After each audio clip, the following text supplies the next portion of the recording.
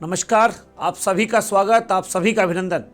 मैं हूं आपका साथी, आपका अध्यापक, आपका दोस्त और आपका गार्जियन मानव शर्मा।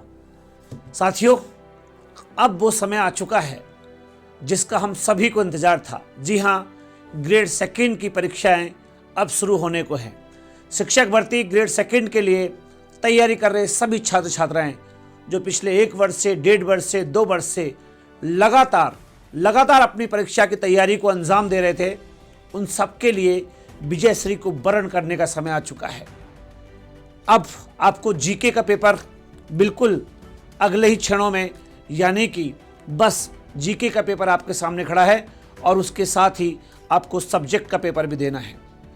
एक बात यहां पर आपसे कहना चाहता हूं, घबराना नहीं है, कोई चमत्कार नहीं होगा, कुछ भी नया नहीं आने वाला। आप बड़े योद्धा हैं और आपने योद्धाओं की तरह समर को हमेशा लड़ा है। पिछली परीक्षाओं में भी थोड़ी बहुत गलती की वजह से हम रह गए, लेकिन अनुभव हम लोगों के पास बहुत आया है। और जो नए तरह से तैयारी कर रहे हैं, नए सिरे के साथ खड़े हैं, नई डोर को बांधने के लिए प्रयासरत हैं, उनके लिए तो गोल्डन मौका है, क्योंकि पहले प्रयास में जोश बहुत ज़्यादा रहता है।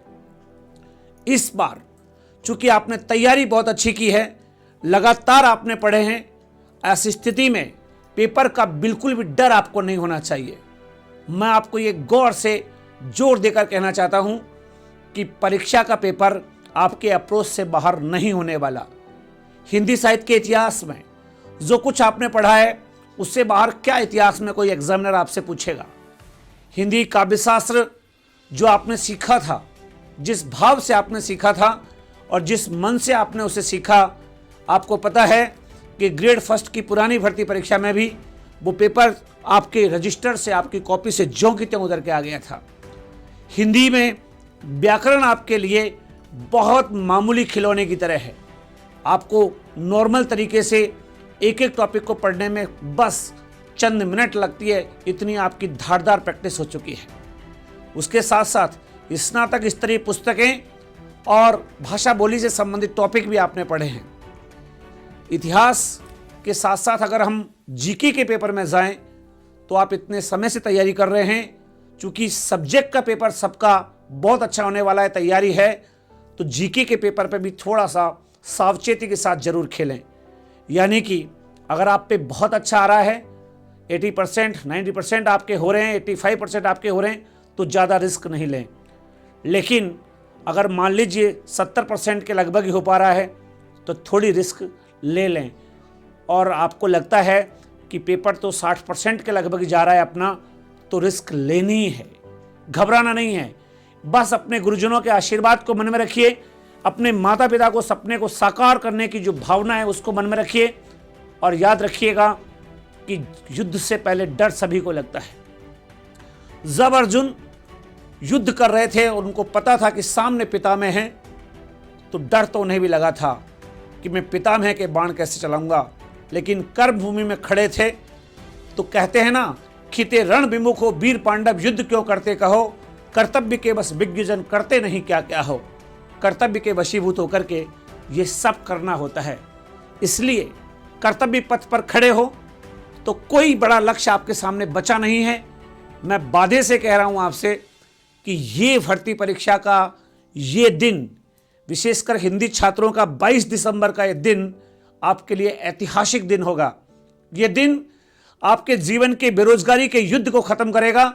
ये दिन आपको विजयश्री का वरण कराएगा, और ये दिन इतिहास में उन समय समय के गर्भा में उस छुपी हुई असीमित चीज़ों को आपके सामने लेकर आएगा, जो आपको मालूम भी नहीं है, जिनके आपने सपने में भी कल्पना नहीं की है। मैं आपसे कहना चाहता हूं कि इस तैयारी को अब यहां पर बहुत ज़्यादा नए पढ़ने के साथ विचलित नहीं होने देना है। पढ़ लिया है, टेस्ट सीरीज कर ली है, अब बस सुकून के साथ अपने दिल को थाम के रखिए।